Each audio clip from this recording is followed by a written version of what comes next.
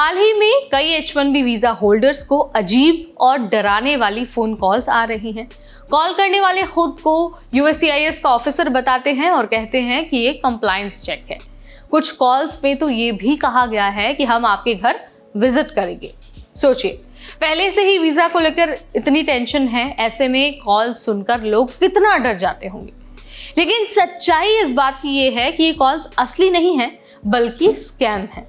तो इस वीडियो के जरिए आपको इस स्कैम की पूरी कहानी बता देते हैं कि इसकी जानकारी कैसे मिली है और आपको खुद को सेफ रखने के लिए क्या कुछ करना चाहिए।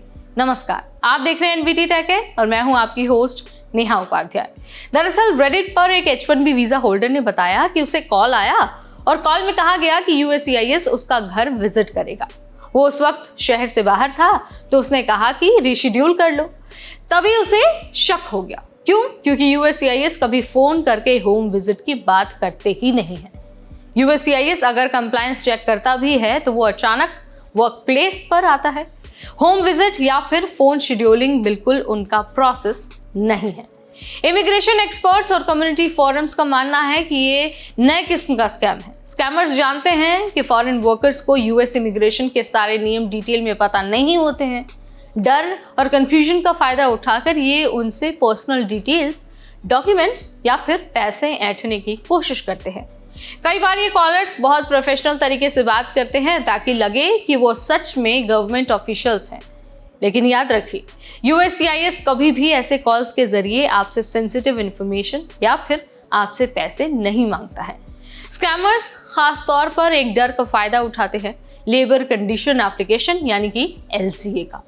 LCA में साफ लिखा होता है कि H1B वर्कर्स को किस जगह पर काम करना है।